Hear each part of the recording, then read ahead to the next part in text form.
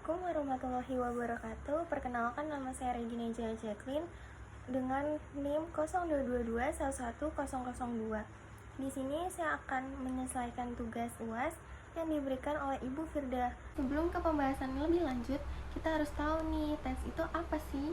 Jadi, tes itu adalah penggabungan perangkat kecil untuk mengarahkan puls listrik dengan ke saraf di area yang sakit.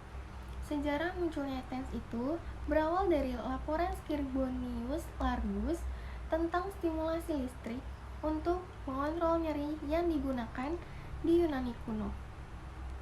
Jadi, pada abad ke-16 sampai abad ke-18, berbagai perangkat elektrostatik digunakan untuk sakit kepala dan nyeri.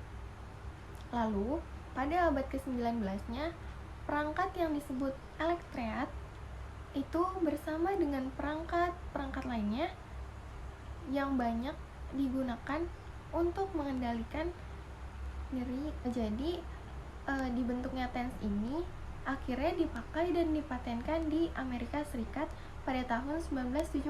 Seperti yang sudah saya jelaskan di sini bahwa unit pada TENS itu mencakup elektroda dan pad untuk menyalurkan arus listrik sehingga dapat merangsang saraf dan mengalami nyeri, terutama sinyal pada TENS.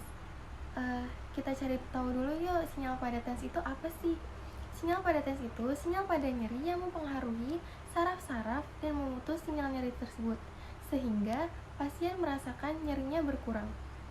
TENS ini memberikan arus listrik dengan amplitudo sampai 50 mA dengan frekuensi 10-50 Hz untuk mengurangi rasa sakitnya. Jadi untuk terapi TENS ini memodulasi dua cara untuk menstimulasi serabut aferen berdiameter besar dengan mekanisme gerbang kontrol dan memodulasi nyerinya. Jadi TENS ini memiliki 3 bentuk puls. Yang pertama ada monopastik atau yang memiliki bentuk gelombang rektangular, triangular, dan gelombang separuh sinus searah. Yang kedua ada bipasik. Jadi bipasik ini memiliki bentuk gelombang yang simetris. Polapasik itu rangkaian gelombang sinus dan bentuk interferensi dan campuran. Di sini juga ada modifikasi intens. Jadi intensitas puls yang memadai durasi puls akan memberikan energi listrik ke dalam jaringan pada setiap fase-fase dari puls yang disebut dengan muatan puls. Jadi ukuran elektroda itu menentukan besarnya muatan listrik berkisar antara 20-200 mikrocoulomb per fase per cm persegi dari ukuran elektrodanya. Jadi di sini saya akan menjelaskan tentang kontraindikasi dari TENS. Jadi hipertensi kulit ini karena penggunaan TENS dalam waktu yang lama itu dengan intensitas tinggi itu dapat menyebabkan resiko electrical damage. Kalau kondisi osteoartritis ini menggunakan TENS konvensional dengan puls pendek itu sekitar 50 meter second pada 40-150 Hz dengan frekuensi tinggi dan intensitas rendah berdurasi 200.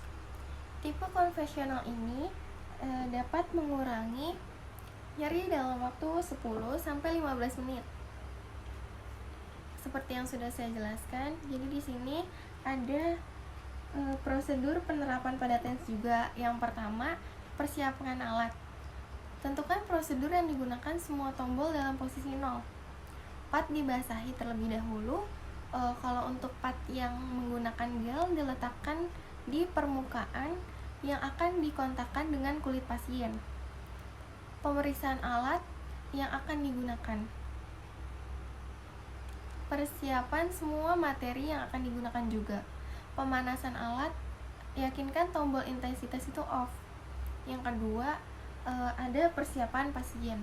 Jadi, posisi pasien ini harus diletakkan senyaman mungkin dan serileks mungkin. Periksa area yang akan diterapi. Dalam hal ini, kulit harus bersih dan bebas dari lemak, lotion. Periksa sensasi kulit dulu, terus lepaskan semua metal di area terapi. Sebelum memulai intervensi, terapis itu memberi penjelasan mengenai cara kerja dan efek yang dapat ditimbulkan dari TENS tersebut. Yang ketiga, ada intervensi. Jadi, pad diletakkan pada daerah yang nyeri dengan durasi 15 menit dan frekuensi 6 kali. Frekuensi pulse itu bisa berkisar antara 1 sampai 200 pulse per detik. Frekuensi pulse tertinggi itu lebih dari 100 pulse per detik. Jadi respon tetanik dan sensibilitasnya itu bisa membuat otot menjadi lelah. Lalu ada penerapan elektroda. Jadi yang pertama, penempatan ini pada daerah nyeri yang paling mudah dan paling sering digunakan. Yang kedua, ada area dermatom. Jadi ada 3 teknik pada area dermatom. Yang pertama, ada penempatan pada area dermatom yang terlibat. Yang kedua, itu penempatan lokasi spesifiknya. Yang ketiga, ada penempatan pada 2 tempat, yaitu anterior dan posterior dari suatu area. Jadi yang selanjutnya ini ada area akupuntur, trigger, dan motor point. Jadi area ini tuh mungkin dilakukan oleh pemeriksaan dengan menggunakan alat elektronik di titik yang konduktif di sekitar jaringannya. Jadi yang terakhir ada penempatan elektroda atau pad TENS. Yang pertama tuh di sekitar lokasi nyeri. Cara ini tuh paling mudah karena paling sering digunakan.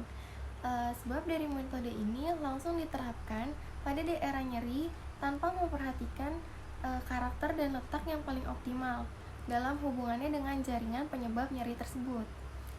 Yang kedua ada dermatom.